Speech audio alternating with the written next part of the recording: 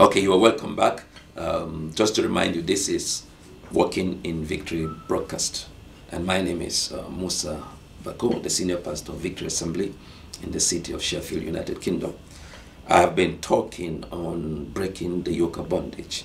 And I said I was going to show you 4 ways the devil can subject you to bondage. The first one that I've talked about is human control.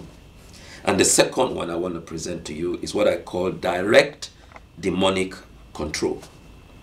Direct demonic control.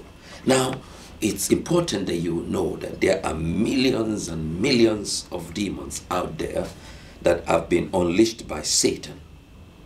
They're out there all around us, sent by Satan. And they have infiltrated our society, our communities, our neighborhoods, seeking to achieve something. Now, I want to show you 5 areas of their assignment. They are seeking to infiltrate every segment of our society to pollute it.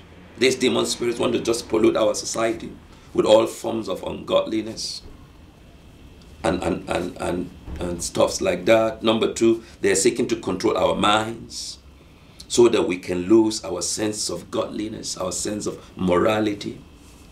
Number 3, they are seeking to distort our sense of morality so they can influence our lifestyle, change our lifestyle, so we can start to behave in a way that God is not happy with, in a way that it contradicts the scriptures. 4, they are seeking to afflict our families. And the devil is bombarding families these days, attacking our children, attacking our wives, attacking our husbands. And 5thly, they are seeking to disrupt the plan of God for humanity, for you and I. The devil wants to just spoil everything that God has planned for you. And you see, these demon spirits are in different categories. If you look through the scriptures, you will see that they are in different categories. And each category of demon spirit is responsible for a particular behavioral disorder. For example, there is what is called the spirit of immorality. And the spirit of immorality, when it's at work in a place, you see immorality taking place. You see people, living, in lifestyles that you don't want to talk about. Dirty lifestyles, ungodly lifestyles, and you wonder why people can behave that way. It's the spirit of immorality. There is another spirit that is called the spirit of fear. When that demon spirit is in a place, people are afraid.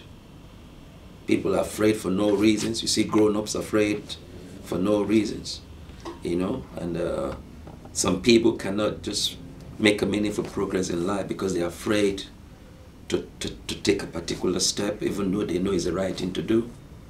Some people are afraid to break a relationship, even though it's damaging to them. Some people are afraid to move town because they don't know what is in the future. It's fear is keeping them down. Some people are afraid to invest, even though they've got loads of money stuck in their bank account and it's not giving them much. Some people can't fly in aeroplane. It's fear. Wherever the spirit of fear is working, people are afraid for no reason. And fear comes to stop you from doing what is right, so you don't move forward in life. And there's a spirit responsible for drunkenness, the spirit of drunkenness, the spirit of violence, the spirit of murder, the spirit of suicide. Every behavioral disorder, is being influenced by a demon spirit. And you can tell what spirit is operating in the life of a man simply by looking at his lifestyle. When you look at a man's lifestyle, the way he behaves, you can tell what spirit is functioning in his life. And it's important that you recognize that there is a spirit out there that is seeking to subject you to bondage. They're called demon spirits. And you don't give them chance. at all. Now, demon spirits seek to gain control in a subtle manner. In a subtle manner, they use enticement, seduction to trap their victims. They employ the senses to get their victim obsessed with a teen, with the intention to use the teen to bring them under their influence.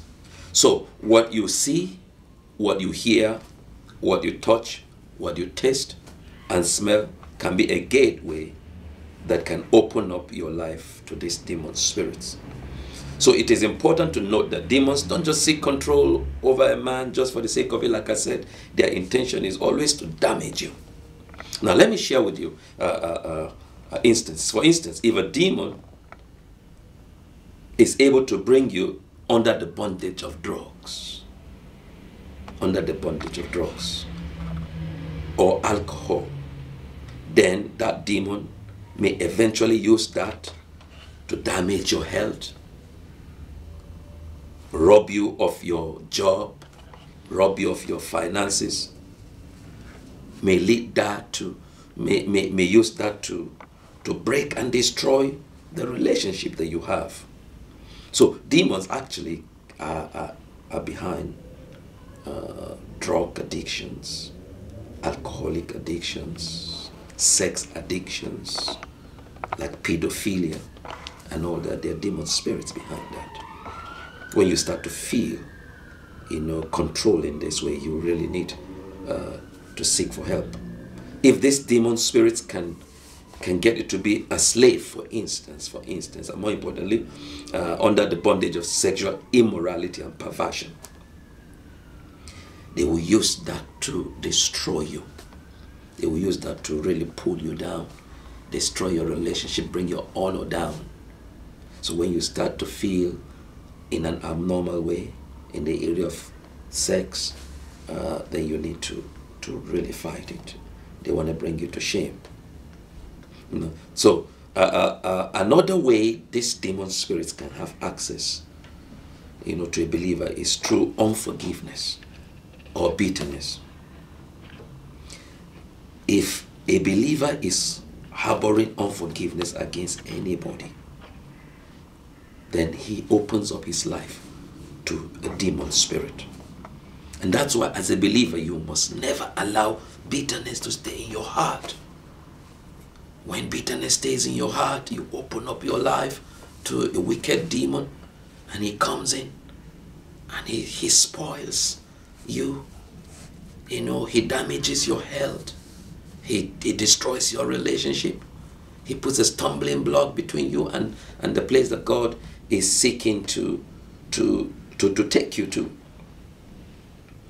So never allow unforgiveness, never allow bitterness in your heart. It's very, very important.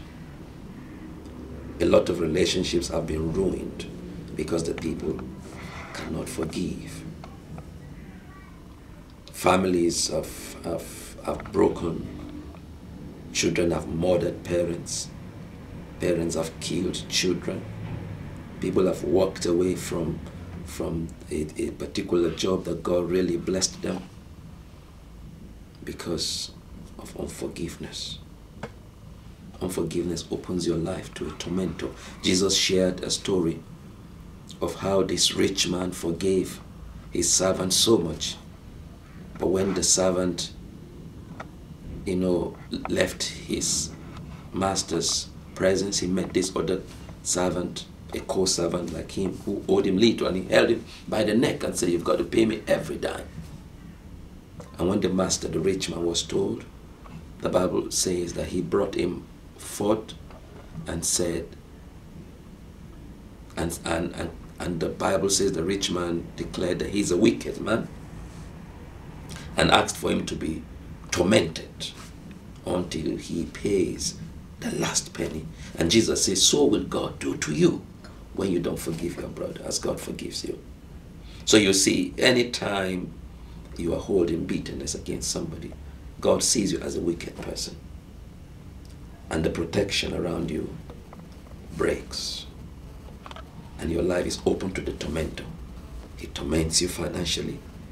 He torments you in the area of health. He disrupts your relationship. He wreaks havoc in your business.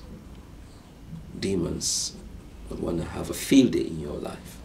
Or don't let them. One of the ways they can access you is through bitterness and unforgiveness. Don't let them. Okay, I'm going to put a break here, and then when we come back, I'll show you the third way that you can be subjected to bondage if you let it. God bless you.